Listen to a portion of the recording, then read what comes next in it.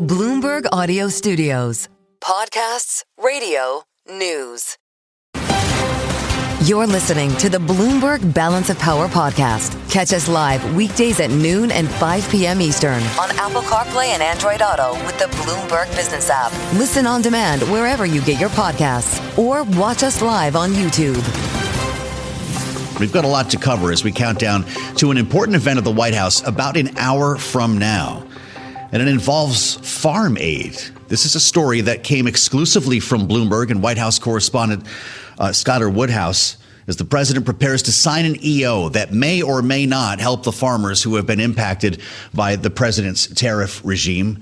$12 billion is the number that we're looking at right now. And we have Bloomberg Washington correspondent Tyler Kendall with us here in studio with the details as we know them. Tyler, it's great to see you. This is something that's been perking for some time. The president has spoken openly about sending aid to farmers. In this case, it doesn't seem to be a number that's going to make up the difference. Right. And this is long awaited assistance for a real key support group for the president. Now, as you mentioned, we're expecting about $12 billion worth of aid to be in this package. This is going to include these one-time aid payments to crop farmers. This is actually a newly established program from the Department of Agriculture known as the Farmer Bridge Assistance Program. I did speak to one senior administration official earlier today to get a little bit more details about exactly who qualifies for this. This will be for farmers that have an average adjusted gross income of less than $900,000. Okay. The administration says that this is supposed to be going towards those smaller family farmers instead of bigger corporations. And there's a few different steps they're going to have to fill out pretty quickly, actually. They have between today and December 19th, Joe, that's the deadline for them to submit something known as their acreage reporting data, because essentially the federal government is going to give them aid based on how much land they are planting. And then this official tells me that the administration has this hard deadline set. It's February 28th of 2026. That is when these farmers can expect the cash to be in their accounts. So they're going to try to get those checks out quicker because, much to your point, they've been waiting for this, we know, for months. And one of the reasons why it was actually delayed is because of the government shutdown. It was our understanding that these local farm service agency offices were shuttered during it. They were not deemed essential, and therefore they had to delay this rollout to give it time to be implemented and properly allocated. Really interesting. And as Nathan Dean's analysis at Bloomberg Intelligence reminds us, the plans for spring planting season are well underway now. So timing is super critical here. And from what we understand, they'll have to go right back to the drawing board on another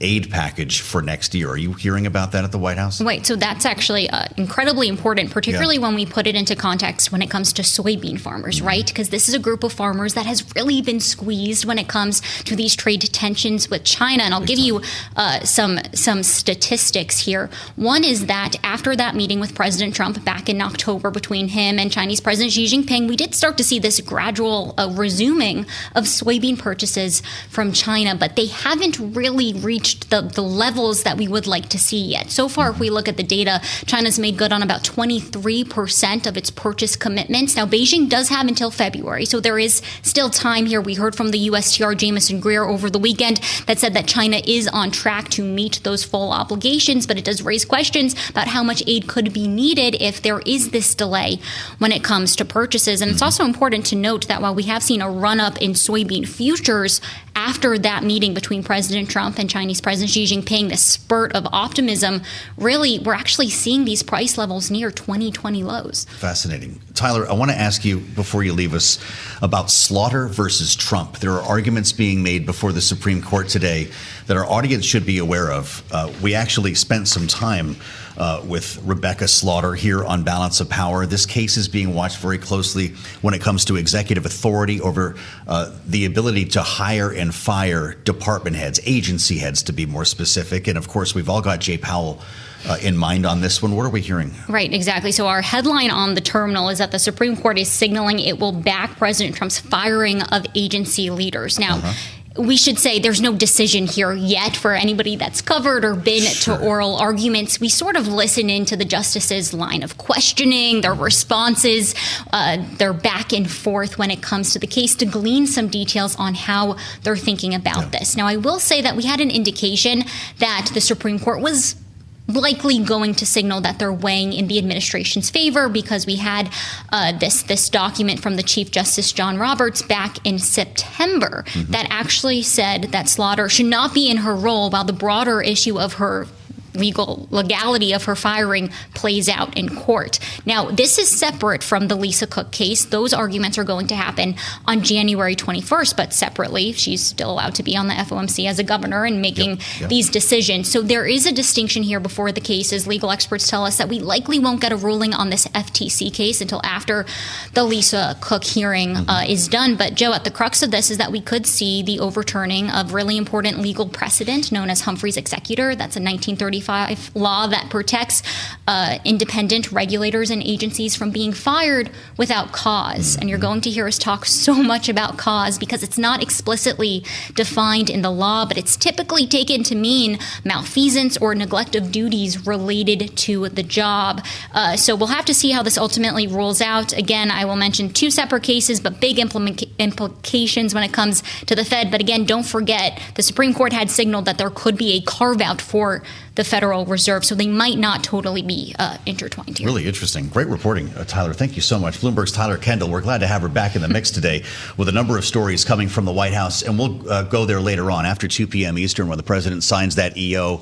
Be very curious to see if that's open to reporters' questions, and if so, you can count on hearing it and seeing it right here on Bloomberg TV and radio. All the while, the president making news on Ukraine. This happened last evening at the Kennedy Center when the president, Donald Trump, became the first U.S. president to host the Kennedy Center Awards, and he spent some time on the red carpet with the First Lady, knowing today Ukrainian President Volodymyr Zelensky would be meeting with NATO allies. It says negotiations underway right now are leaving him wanting, discussing a U.S. brokered peace initiative and remaining divided over territory, including control over the Donbass and eastern regions of Ukraine. There's no compromise yet, says Zelensky. President Trump suggesting before reporters last evening that he's not happy once again with President Zelensky because he hasn't taken this deal or, as it turns out, even read it. Here's Donald Trump.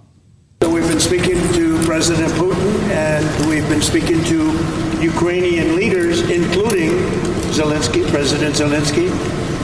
And I have to say that I'm a little bit disappointed that President Zelensky hasn't yet read the proposal. That was as of a few hours ago. That's where we start our conversation with the foreign minister of Finland. Elina Valtonen is with us from World Headquarters in New York this week to brief the UN Security Council on her role representing Finland's OSCE chairpersonship, and of course coming at a very important moment in peace negotiations. Minister Valtonen, welcome to Bloomberg TV and radio. It's great to see you, and thank you for being in our offices in New York. I'm wondering, based on what you heard there from the president, if you're concerned that he is turning away once again from Volodymyr Zelensky. Well, thank you so much for having me. Well, let's see what happens. I think it's quite clear that Russia's Putin is quite impressed by what's going on at this moment. He admires President Trump. He admires basically the military power that the U.S. can project. But at the same time, he's the one really despising the American way of life, I would say the European way of life as well, which grants freedom to all individuals. And this is ultimately what the Ukrainian people want to achieve as well. And the president of Ukraine, President Zelensky, he is liable to his own people. And a peace deal which the Ukrainians wouldn't accept is obviously not something that he will digest easily. Sure. President Zelensky talked about this moment and the support that he says he needs from Europe and the United States earlier today. Let's listen to what he said. Things which are very important for today, I think unity between Europe and Ukraine, and also unity between Europe, Ukraine, and the United States. There are some things which we can't manage without Americans, things which we can't manage without Europe, and that's why we need to make some important decisions. If you're having trouble hearing us on the radio, Zelensky saying there are some things which we cannot manage without Americans, things we cannot manage without Europe. So that said, Minister, I'm curious your thoughts about the administration's national security strategy that argues that Europe's cultural and political failures, like immigration and censorship, pose a threat to the continent's way of life. What do you make of the president's posture towards Europe? Well, first of all, the European countries are democracies, and in our constituencies, our people decide how to rule our countries. In Finland, the share of people with foreign descent is about 8%, and I understand in the United States it's like 15%. So Europe is organized as smaller countries within the European Union. The European Union is our way of organizing ourselves. It enjoys around 60 to 70% of approval rate among the population, which is pretty high. But I wouldn't, in a way, I think it's fair that within the, so to say, the family of the transatlantic relationship that we are also able to criticize each other. I don't have a problem with that, but at the same time, I just hope that the strong link we have will also continue in the future, because at the end of the day, the world would look so much worse if the free world didn't exist or if it didn't hold together. Well, I'm happy to hear you refer to us as a family, Minister, and I'd like to just zero in a little bit more closely on Finland's relationship with the United States, because your president, Stubb, has played golf with President Trump. They've talked frequently and have developed a bit of a relationship. How close are they at this point, and to what extent has that helped Finland in trying to keep the president committed to European peace? Well, I guess it has been a very good avenue both ways in transferring ideas and messages, and of course Gulf diplomacy apparently works. At the same time, of course, Finland has very strong ties with the United States on so many levels, in trade, in technology, in science, and then of course through strong investments into defense and deterrence. But at the same time, Finland is part of the European Union, and we would hope that there was a possibility very soon in the future to really deepen our trade ties between Europe and the US. Europe has not imposed any tariffs on the United States. There's 15 on Europe. There are many things we should try and work out together. Reducing red tape is an interest on both sides, but we should do that in friendship. And at the same time, we should impose tariffs and sanctions on the true adversaries we face as the free people, and that is certainly Russia and their friends. I'm a little bit worried now, to be honest, what the next days and weeks will bring, in the sense that, of course, we, just like the Ukrainians, want to have peace as soon as possible, but not at any cost. Because certainly if this war isn't Trump's war, which it totally isn't, the peace will be Trump's peace. And I'm sure President Trump is interested in having a lasting peace. And if it's not just, then it typically wouldn't last. Really interesting to hear you talk about that. And we'll remind our audience that Finland shares 830 miles of land border with Russia. When you talk about your worry there, is there a scenario when you consider the options of the outcome of this war that could make Finland less safe? Well, you see, we had the NATO ministerial last week in Brussels, and within the alliance, we agreed to 100% that the largest threat that the transatlantic alliance is facing, and unfortunately for the long term, is Russia.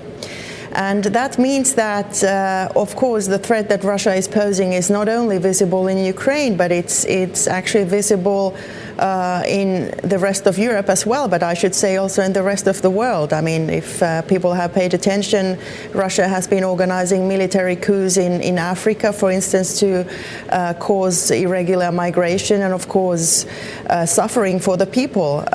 Russia is active in the Arctic. and doesn't shy away of partnering up with other rogue states around the world. So certainly Russia is a threat to entire world peace. I'm not so worried about Finland. We have always invested very heavily in defense and deterrence, and now that Finland, together with Sweden, we also joined NATO a couple of years ago, I think the alliance is stronger than ever, since also now Europe is really chipping in. But at the same time, I'm truly worried whether we understand that we need to deter Russia. Russia is the aggressor in this war, and to find lasting peace for Ukraine and for the rest of us, we need to be showing Russia some strength, and we need to have Russia stay within its borders. Yes, right. Well, and to that end, you've argued that even after a peace agreement, Russia may well remain a threat. And history certainly reinforces that as Europe seeks a way to use frozen Russian central bank assets to fund the rebuilding of Ukraine. We only have a moment left, Minister. How close are we to getting an answer on that? We are very close to finding an answer to that. We will have the meeting next week of European heads of states, and we are now quite close to finding a legally and politically sustainable solution to this. And I think using the Russian central bank's assets for funding the survival of Ukraine is not only morally, but in so many other ways also the right thing to do. She's the Minister of Foreign Affairs in Finland, Elina Valtonen. I hope we can do this in person next time. Thank you so much for being with us today on Bloomberg TV and radio. I'm Joe Mathieu in Washington. We'll have much more ahead, including our conversation with the administrator of the Small Business Administration. SBA's Kailey Loeffler will be with us coming up straight ahead here on Balance of Power. I'm Joe Mathieu in Washington. This is Bloomberg. Stay with us on Balance of Power. We'll have much more coming up after this. You're listening to the Bloomberg Balance of Power podcast. Catch us live weekdays at noon and 5 p.m. Eastern on Apple CarPlay and Android Auto with the Bloomberg Business app. You can also listen live on Amazon Alexa from our flagship New York station. Just say, Alexa, play Bloomberg 1130. Thank you for being with us here on the Monday edition of Balance of Power. Interesting conversation already with our update on farm aid from the White House, courtesy Tyler Kendall. We did geopolitics with the foreign minister of Finland with news today on Ukraine. And we turn to the economy now with the help of the administrator of the U.S. Small Business Administration. That would, of course, this day before the president flies to Pennsylvania would be Kailey Loeffler. Around this time tomorrow, we're going to be talking about the presidential trip that is supposed to be the first of many as the president beats the drum on what he sees as the economic advantages coming from his administration. And it's a pleasure to have Administrator Loeffler with us now from our world headquarters in New York. Welcome back to Bloomberg TV and radio. What's the message going to be from the president tomorrow when it comes to specifically cost, inflation, affordability, whatever word you want to use? Administrator, can we say that inflation is cooling? Well, it absolutely is, Joe, and it's great to be with you. Look, under President Trump, inflation is already half of what it was under Joe Biden, where we had a cumulative 22% inflation over 4 years. What we're seeing now is inflation coming down, interest rates coming down, energy prices, food prices. This is part of the Trump tailwinds that consumers are benefiting from. It's why consumer confidence is starting to climb back up and expectations for inflation are falling, because they also see that their take-home pay is rising. And with the one big beautiful bill, the best is yet to come in 2026 and beyond. It's exactly what happened with the 2017 Tax Cuts and Jobs Act, and that's what the president's going to be talking about, is building in America, getting our productivity, wages, and opportunities up again. Well, I know that you have high hopes for the year to come. When we look at the matter of inflation, though, it appears largely flat over the year-to-year numbers that we're looking at, having seen, to your point, rampant 9% inflation in the Biden administration, but it's been largely stagnant for the past year. And we learned just 2 weeks ago that consumer confidence fell to its lowest point since April. So how do we rationalize the way people are feeling with the data that you're talking about? Well, Joe, you bring up a good point. When that data was measured in terms of consumer confidence, we were coming out of the largest government shutdown in American history, where essentially Main Street was defunded by the Democrat shutdown that impacted about 10 million small businesses getting access to $5 billion. We saw government contractors lose about $12 billion in wages, and we saw that America's number one job creators, small businesses, a record 36 million of them, thanks to President Trump, are primary job creators. They create 2 out of every 3 new jobs. So when that shutdown hit, it hit Main Street hard. But thanks to the Trump tailwinds, it's coming back. He's deregulating. The One Big Beautiful Bill is bringing unbelievable tax cuts for small businesses to build factories made in America, 100% expensing, and all the great things that come along with it for families. No tax on tips, no tax on overtime, no tax on Social Security. It's going to give consumers a big boost. And we're already seeing that in the critical holiday shopping season right now as we head into Christmas, with an expected $1 trillion for the first time ever being spent during this season. Well, it'll be really interesting to see how consumers get us through the whole holiday shopping season. When we look at the CPI data specifically to inflation, we're at, 3% in September of 2025. We were at 3% in June of 2023. And there's a big question about the last mile, Administrator. How do you get this down to 2%? Well, this is the Trump agenda. This is deregulation. He's already deregulated to the tune of $200 billion. That's a saving of $2,000 per family. That's just a start. We're cutting about 30 regulations for every new regulation. When I talk to small businesses, they say they were crushed under Biden's regulatory regime, Green New Deal that raised costs, not just through his executive orders, but through the agencies, which added additional trillions. So between tax cuts, deregulation, fair trade, we see jobs and opportunities coming back to America, and then $18 trillion of investment coming in. A lot of that's going to play out on Main Street, and that's why small business optimism, according to the U.S. Chamber, is at all-time highs, and you've got consumer confidence on the rise again. So consumers know that the best is yet to come.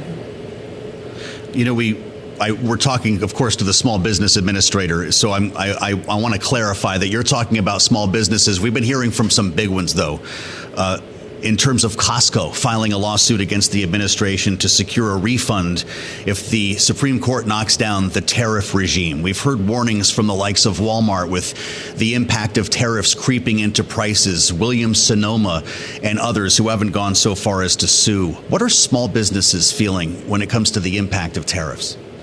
Well, Joe, I've been traveling the country, literally from Alaska to Maine, talking to small businesses and particularly manufacturers. Most of America's manufacturers meet the small business standard, and they're grateful to President Trump for helping them now finally, after decades, compete on a level playing field. One of the biggest pain points for small businesses, besides a skilled workforce, is to have a supply chain that works for them. And right now, they're so dependent on China. They're so dependent on countries outside of our borders that what's happening is they're seeing that their costs are higher than they need to be, and that this fair trade agenda is counter-inflationary, as is much of President Trump's agenda. So they are excited to see the investment coming in. That means our main streets will be thriving again. The hollowing out of America can end. We can reverse that and create good-paying jobs. And my focus now, thanks to small businesses alerting to me this, is their big concern is a skilled workforce and getting people back into the workforce, getting that labor participation up, because wages are rising, taxes are being cut, so families are going to earn more and take home more of what they earn. And that's really encouraging to rebuilding our workforce and our manufacturing base. And no one believes in the American worker or American industry like President Trump. Just to get back to where we started here, Administrator, to make sure I understand, you mentioned at the beginning of our conversation that consumer confidence was rebounding and that inflation was cooling. Since we haven't managed to find evidence of that in our conversation today, is that your expectation in the near term, or is that something you believe is actually happening now? It's actually happening. The Trump agenda is counter-inflationary because if you look at gas prices, if you look at interest rates, down double digits since the president came in just the first 10 months. So what we're seeing is major family expenditures are coming down. But look, it's going to take time to dig out of the hole that Bidenomics put us in, and that included inflation, massive overregulation, a hollowing out of our manufacturing and overseas supply chain dependency, massive deficit spending, which we now know can contribute up to as much as 43% of inflationary moves. And so we're having to come back down off an economy that disfavored Main Street and made it harder for families to make ends meet. So President Trump, that's what he's out touting, is this economic agenda is already working. And we see wholesale inflation below expectations, as well as PCE. So we see it going in the right direction. But this is 4 years in the making with trillions and trillions in excess spending. And as the great Milton Friedman said, inflation is always and everywhere a monetary phenomena, and we're having to mop up a lot of money. Quoting Milton Friedman, yes, indeed. I think the PCE was right on target when we saw that number last week. Kelly Loeffler, we'll keep our eyes on that, and we'd love to stay in touch with you throughout that process. She's the administrator of the SBA. Many thanks for being with us here on Bloomberg TV and radio. I'm Joe Mathieu in Washington. Want to assemble our panel coming up here with Rick Davis and Jeannie Sheehan Zaino. We'll have much more with our panel a bit later this hour, but we just wanted to spend a couple of minutes on what we just heard. Bloomberg Politics contributors. Of course, Jeannie is Democracy Visiting Fellow at Harvard Kennedy School's Ash Center. Rick, our Republican strategist and partner at Stone Court Capital. Rick, what do you make of the narrative that we're hearing from the administration? Because I'm guessing that gave us a good sense of what Donald Trump's going to tell us tomorrow. Yeah, look, I think she's done a good job of sort of presenting the Main Street view that these policies that Donald Trump is espousing, she seemed particularly focused on deregulation, is somehow going to sort of lift all boats on Main Street.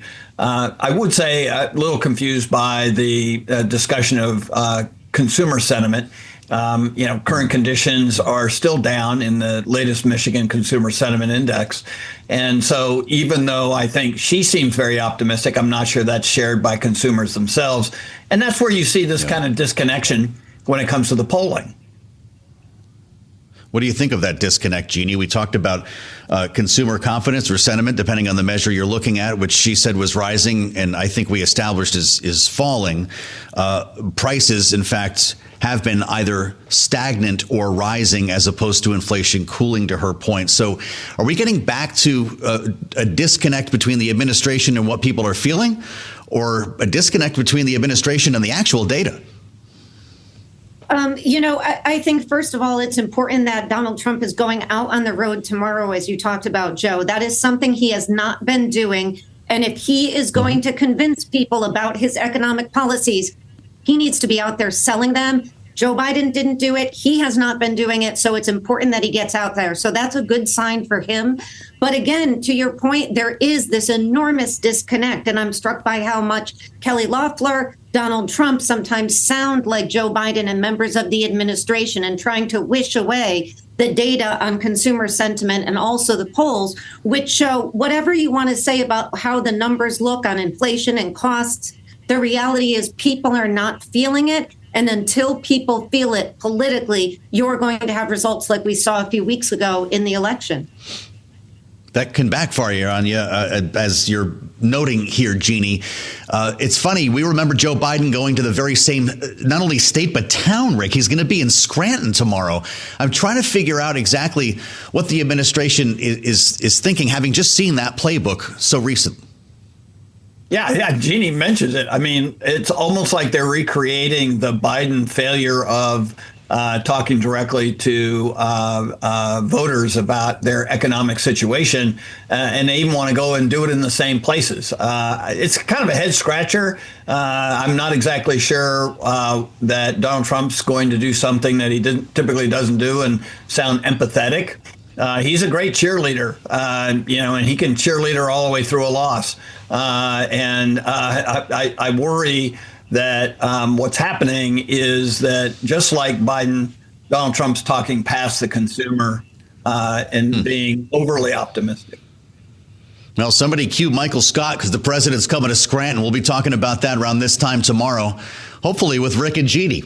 Many thanks to our panel. They're going to come back in a short time from now with much more ahead here on Balance of Power. We're going to get to the Warner Brothers deal, Paramount versus Netflix, and a president in the middle of it all. This is Bloomberg. Stay with us on Balance of Power. We'll have much more coming up after this. You're listening to the Bloomberg Balance of Power podcast. Catch us live weekdays at noon and 5 p.m. Eastern on Apple CarPlay and Android Auto with the Bloomberg Business app. You can also listen live on Amazon Alexa from our flagship New York station. Just say, Alexa, play Bloomberg 1130. The city recovers from the first Kennedy Center honors hosted by a president of the United States. We won't see it till later this month when it gets on TV. But indeed, Donald Trump took the stage last evening, having compared himself to his role models, Johnny Carson and Bob Hope. 37 freewheeling minutes on stage, according to the Washington Post. And we'll find out in a couple of weeks exactly how well he did. Made a lot of news, though, because before that, the President of the United States spoke on the red carpet, indeed, for almost 40 minutes with the First Lady at his side, and took questions on a range of topics, including what has become our biggest story of the day, and that is the potential sale of Warner Brothers, with the world now looking to Paramount in a hostile bid. Before that news broke, the president was asked about this on the red carpet, having, of course, heard about the Netflix deal that was announced at the end of last week. Here's what the president said. Well, that's got to go through a process, and we'll see what happens.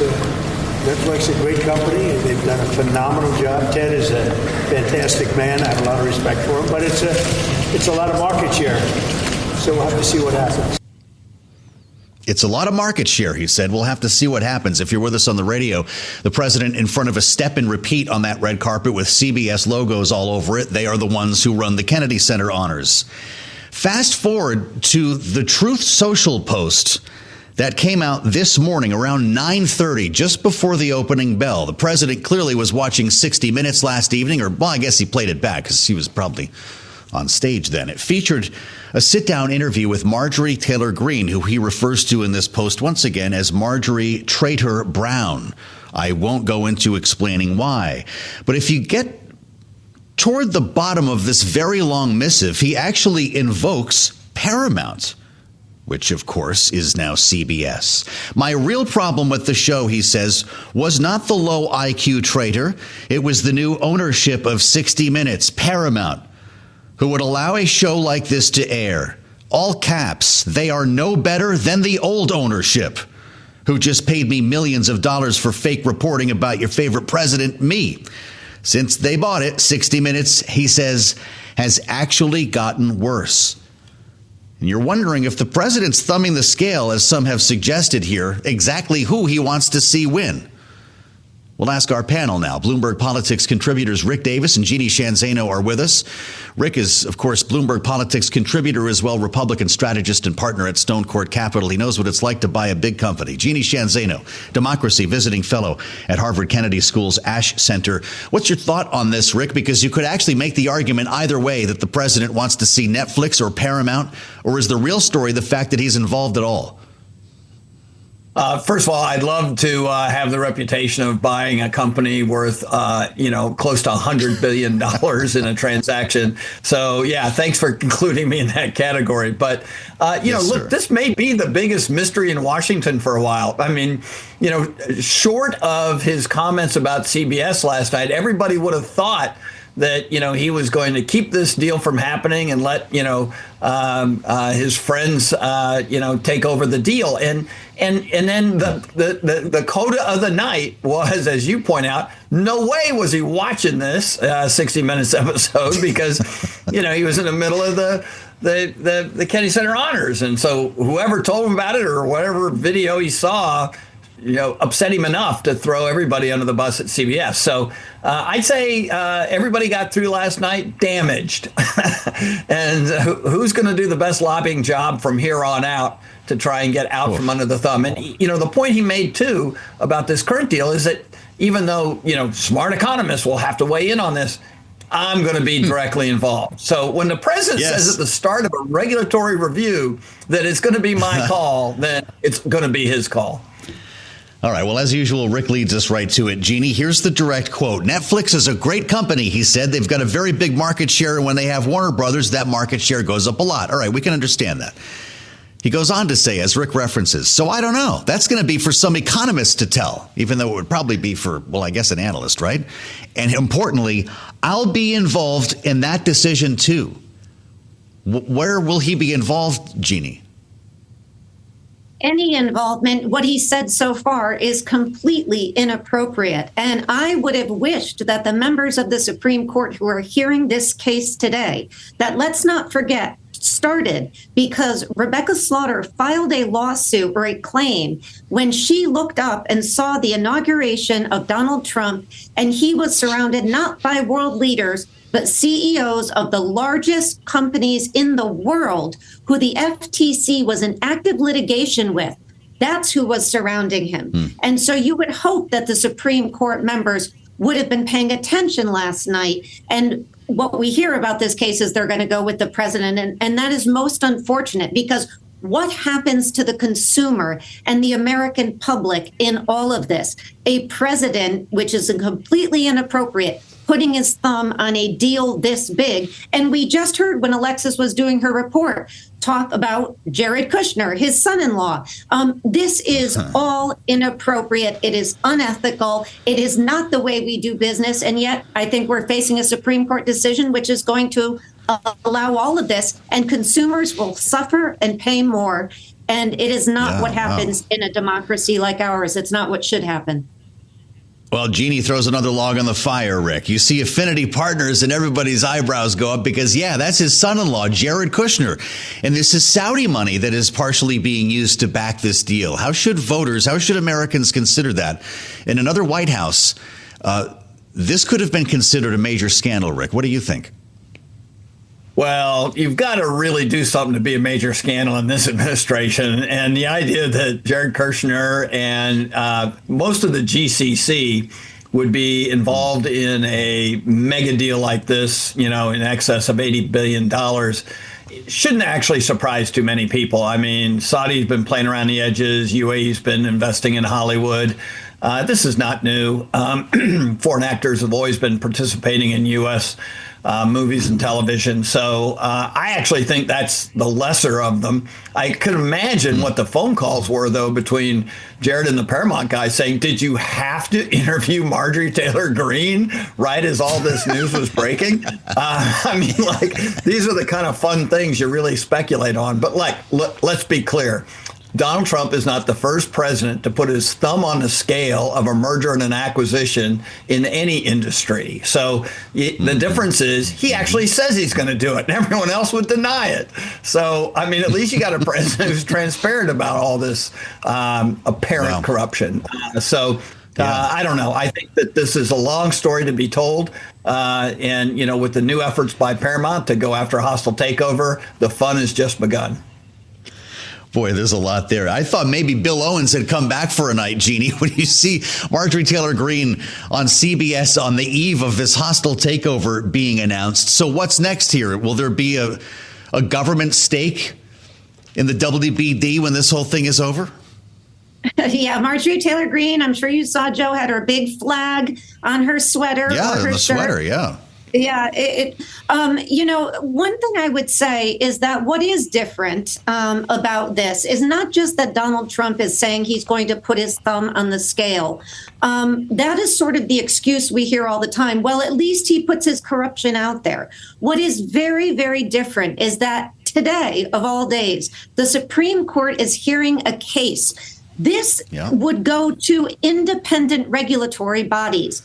It would ultimately be the decision of a judge who we hope is independent. What the Supreme Court is threatening today is that we're not going to have that anymore, that all of those independent regulatory commissions, all of this will be under a unitary executive, whether it's President Trump today or a Democratic president in 2028. That is an incredibly different way in which we are looking at this. And of course, you look at Humphrey's executor, it's taking that power away from Congress to even set up these independent regulatory bodies. So that makes it a very different set of circumstances. And I think we have to be cognizant of that. Wow. All right. So we're going to go deep here, Jeannie. I'm glad you pointed us. The unitary executive theory, Rick, that presidents should wield ultimate power over all appointments. What we heard before the Supreme Court this morning, and again, this is Slaughter versus Trump, does make you think that the court will rule in that favor. How about you? Yeah, they've been pretty consistent on this, since Trump's administration, both the first and the second. They're giving leeway to the president. These people serve at the pleasure of the president. In their minds, the president's executive authority is a higher fire authority with all agency heads is the sort of head tilt that you've got. And at the end of the day, I mean, if the Supreme Court says that the power of the presidency exists for this, and Congress has basically abdicated their check in the system, then it is what it is. I do still think, and it'll be interesting to see if they address this, when the Chief Justice basically created distance between that theory and the Fed. Will they reiterate that in this opinion if indeed they wind up finding for the administration? Well, this is turning into a lightning round, guys. We've got another breaker here before our eyes. The Attorney General has just posted on Twitter news that Alina Habba has resigned.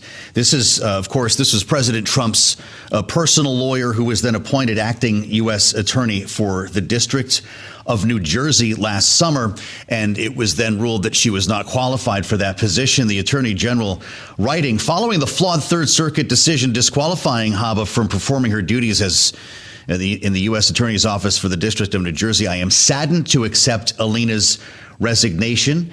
She apparently, I'm reading further down here, producer James tells us she remains with DOJ as a senior advisor to the Attorney General. Jeannie, did you see this coming?